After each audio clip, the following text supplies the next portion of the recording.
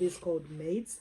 We have domestic workers who go in shambas, the shamba boys. We have people who come to clean our homes. Some of them are not even stationed in our homes, but they come and go. So whoever comes to give a helping hand at your home is a domestic helper. And so we want to know, how do we manage them? These are the people we want. Everybody wishes, wishes they could get them. But the way sometimes we treat them, it is really not good. And so we want to know, how do you bring them on board? How do you make them family? I mean, she has come to be part of you. She has come to be part of your family. Remember, this is the person who will be taking care of your children as you're not away, rather as you're away. And these are the people who cook for us. I mean, somebody prepares for you food. Year one, year in. So we are at their mercy. So how do we treat them? With me, I have Navlime Elma. She's an all-around person. I like what you call yourself. It's a lot, Elma, and it makes me look at you and I'm like, Elma has a lot of things to do. Huh? You have a lot of stuff to do.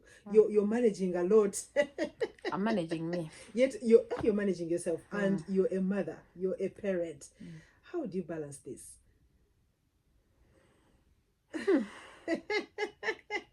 And when do you have time to see the maid? Do you know, I was having a conversation with, I have a YouTube channel called Elma's Corner. So I was having a conversation. I was like, why is it difficult for working ladies to find a balance between work and home responsibilities? Priska, if you're a great worker and UBC is proud of you, your husband complains because somehow they are left out. They feel left out. Yeah. If at home they're happy, then at UBC they will complain. It's kind of difficult to find a balance between. That is why you need a partner who is understanding. You said how I manage. Yeah. I manage somehow. I manage. Of course, I have to. Of course, with life, you have to. Yes. Whether you want or not, you have to manage it somehow. Okay. Now, Elma, before we went for a break, you were talking about a long list. You have a long list of demands. You see, employers, we tend, of course, we are employers in our homes. This one, you have to be reminded. Hey, somebody might think that you're an employer. Yeah. They're like, then what are you doing here? But we are employers in our homes because we employ these people. And so you are an employer. Which type of list do you have? As in, Elma, you're saying, you're complaining that we have long lists. Very long lists. I'm one person who believes you should have at least 2-3 things to focus on as a must. Let her be clean. Okay, actually, me, let me give you my example. Me, I personally, the fact that I'm a mother, and that's it's a very sensitive thing. I feel like I need someone who loves children, someone who has a good heart towards my babies. Even if she doesn't know what to do, we shall learn on the job. But you can't teach someone how to love. Sure. Priska, you can't. So in case she comes and you see she's not this person who befriends children, who is not caring anyway. Of course, that one, no, that one has. She knows no, that one, me, I can't have her. Because I have babies. If she comes, I can have that one if I ever reach a point and my youngest is 10. Do you know some of them pretend when you're in your presence, but once you leave? But now children speak. Oh. The children of today are not the children we were when we were growing. These ones, no sooner she will talk. She will find the way to her mom's bedroom and be like, she beat me when we were. She beat me. Who hasn't even spoken anything. And that's the problem. That's why I want someone with a good heart. Let me know your reason why you want to be in this home. Why are you here? Is that the question you should even ask? The first day they come? Actually, before they even come on phone. They've got me someone. Let me talk to her. Is it okay? Get time and give me. Let me talk to her. Some of them are being forced to come to work for you. Have you ever heard of a maid where the mom was forcing her? You go and work, we need the money. How do you expect her to behave? How do you expect her to do everything with love? When she's being forced and she won't even use the money herself, it's her mom who is going to eat the money.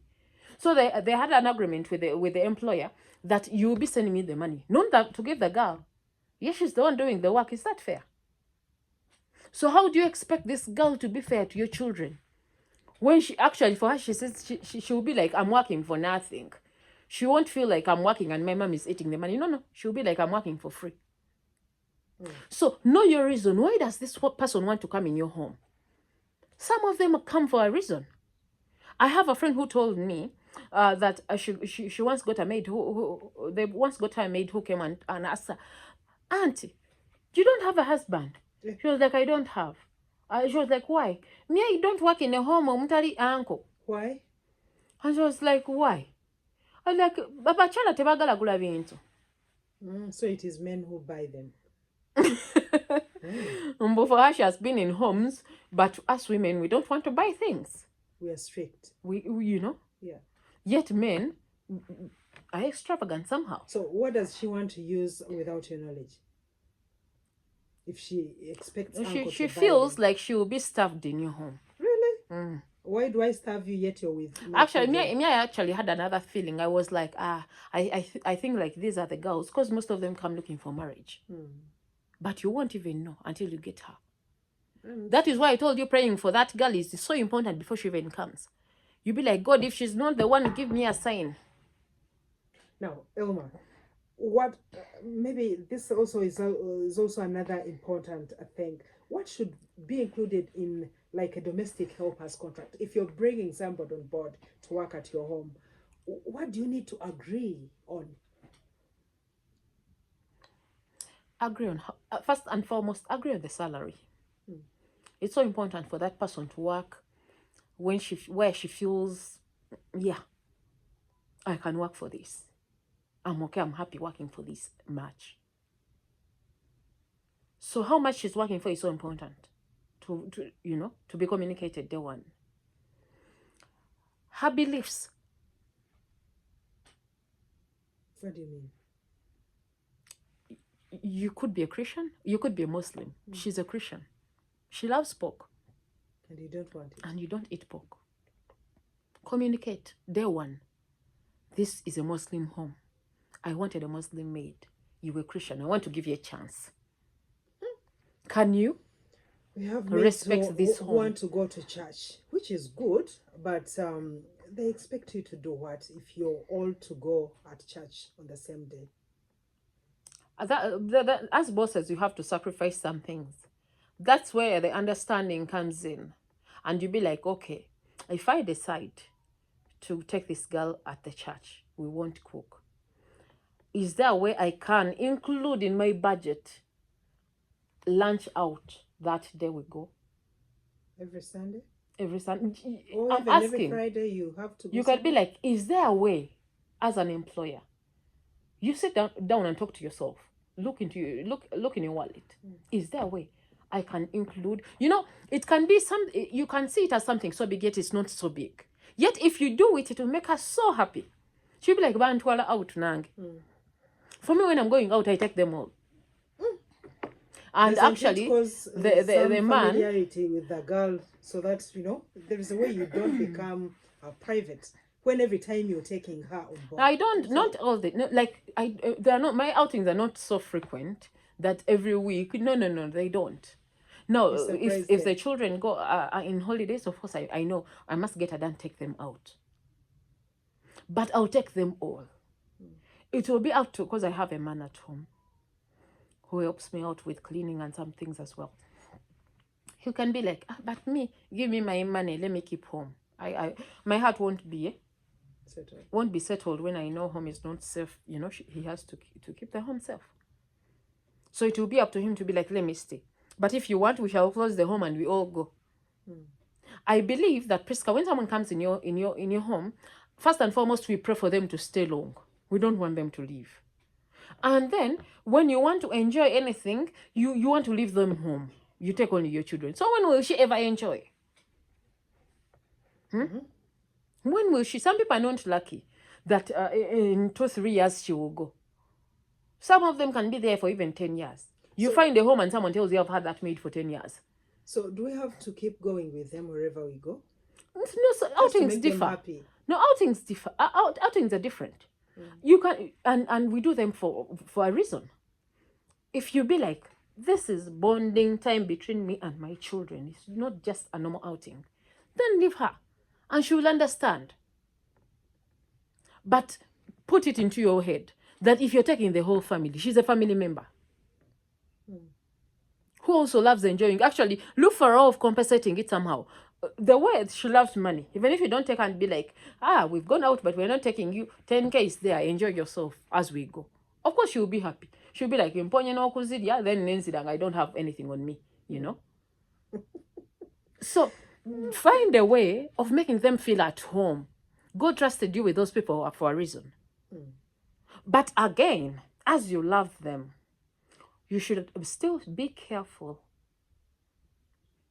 Look at them. How are they acting? If you're treating them so well, are they appreciating it, or they're taking it for granted? Or sometimes these maids or these domestic workers, you find maybe something has gone wrong with them together with the children, and the children keeps on reporting it to you. Or you find maybe the maid is not comfortable with a certain child in your family. So how do you handle this thing of conflict between family members with the maids? You know, when it comes to children, that one, I call she you. has to leave, eh? No, I'll call you. Because even why you have to first talk to this person and ensure they fail to change before you replace them. Even the one you're going to bring, you do not know them. It could be one problem with this one, then you bring another one with the worst behavior. So I'm one person. When it comes to children, I'll sit you down. I'll call you when we are alone, just the two of us. No husband, that child is not there. I'll listen to the child's side.